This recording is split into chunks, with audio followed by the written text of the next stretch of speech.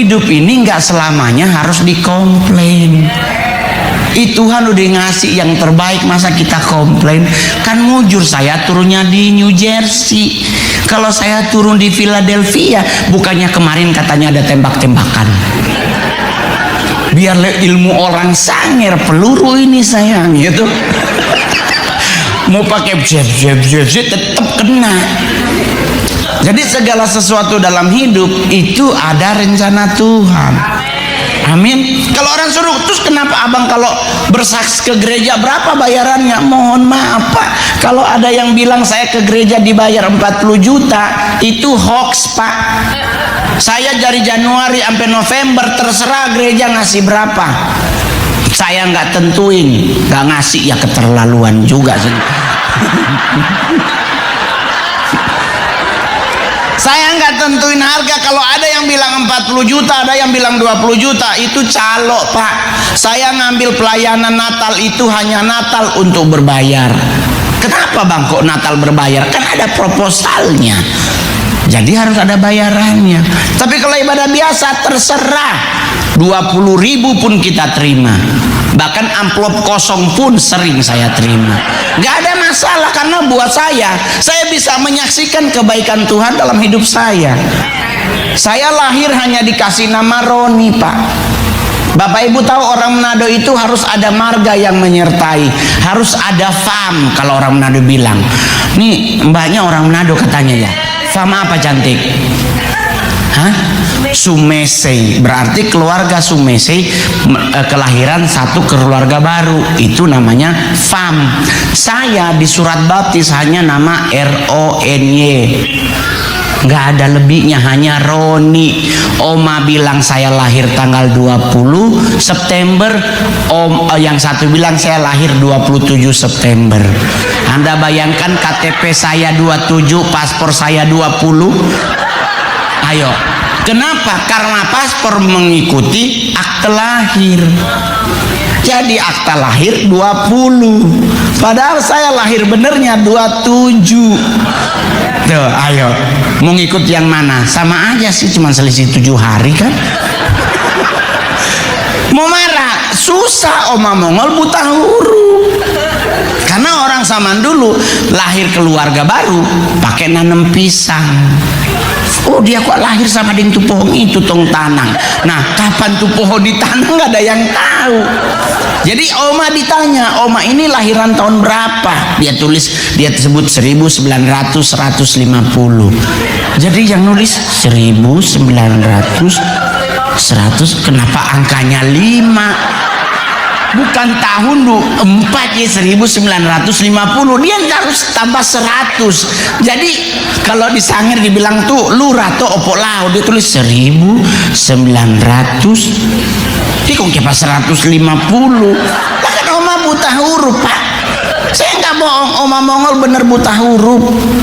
Tahu dari mana? Karena Mongol yang ikutin beliau ke gereja. Wih, dia bawa Alkitab, sayang ada yang bahasa Belanda.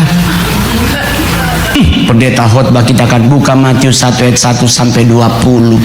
Oma cari dari Kejadian.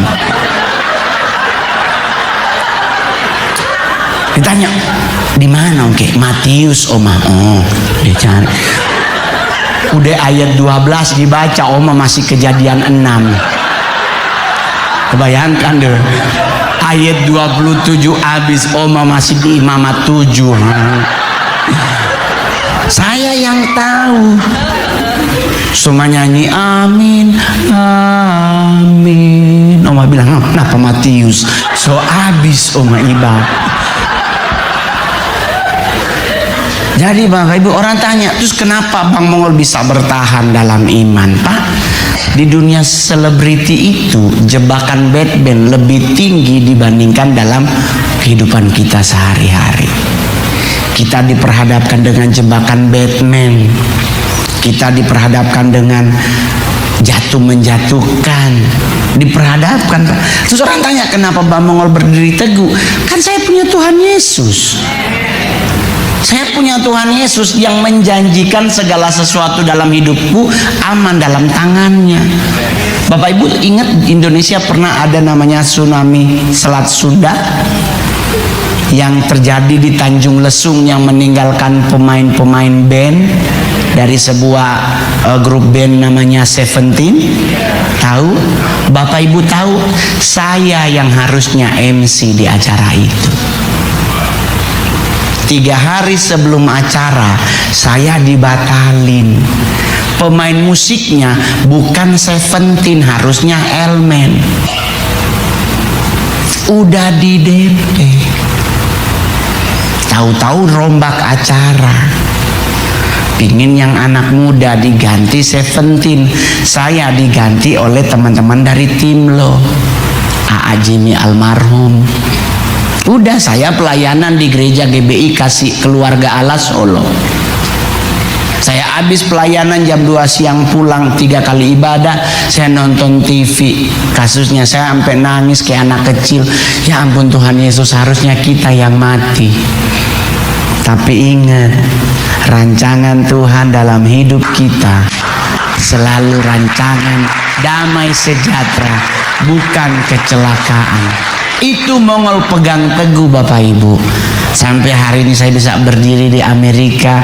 Dengan datang pertama kali kita shock terapi, kita Tuhan Yesus, saya tinggalnya di Ontario pertama kali datang. Pas pagi kita mau makan, Tuhan Yesusnya ada nasi. Kalau kita di Jakarta sarapan hotel kan nasi goreng, ada mie goreng, ini itu. Di sini haleluya cuman telur. Udah begitu kentang gak dikupas. Mau sampai bilang, ya ada pembantu nih hotel. Ini kentang dok Tuhan Yesus dia nyak kupas, dia goreng. Nyari-nyari sendok. Tuhan, adanya garpu. Kunti bilang bagaimana mau makan mie telur kalau pakai garpu? Aduh, memang penderitaan memang. Aduh Tuhan, terus mau nih di ujung ada warna putih kayak susu kental manis. Nah, oh bagus lah. Oh, sebelah ada Koko Crunch. Wah ini bagus nih, apa-apalah. Gak ada nasi, sering ada Koko Crunch sama susu. Jadi kita berharapnya itu susu. Ternyata adonan waffle.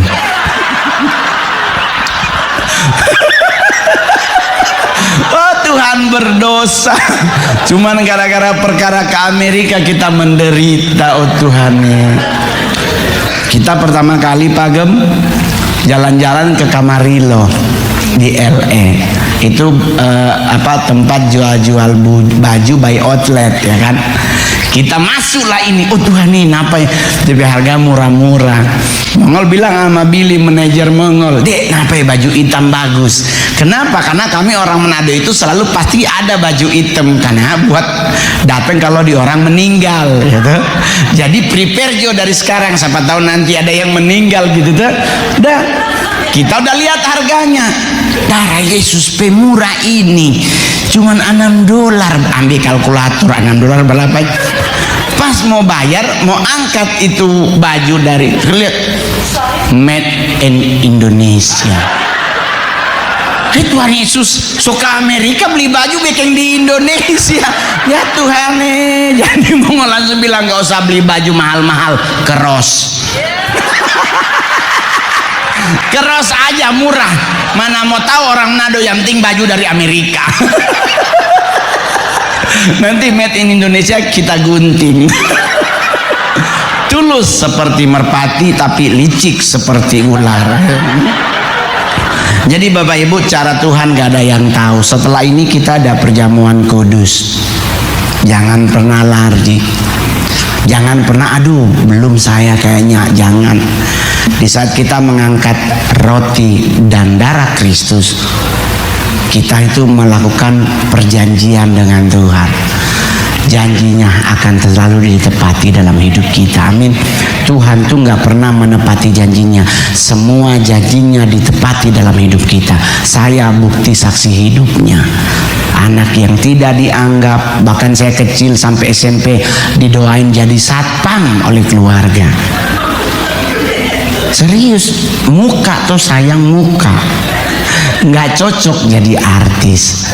Kalau muka seperti saya kalau main sinetron ya kebagian jatuh dari pohon. Iya tuh. Tetapi buat Tuhan menjadi luar biasa. Habis ini masih ada ibadah kedua, Mongol akan menyaksikan bagaimana saya bisa terlibat dengan dunia satanisme. Jadi daripada pulang gak ada kerjaan, tetap aja di rumah Tuhan. Iya toh? Daripada keluar sana terus nanti jadi bagian dari Amsal 20 ayat 19. Orang-orang yang bocor mulut lebih baik di ibadah jo. Ya toh. Tapi bang persembahan saya habis. Oh ya nggak apa-apa kan $1 masih ada.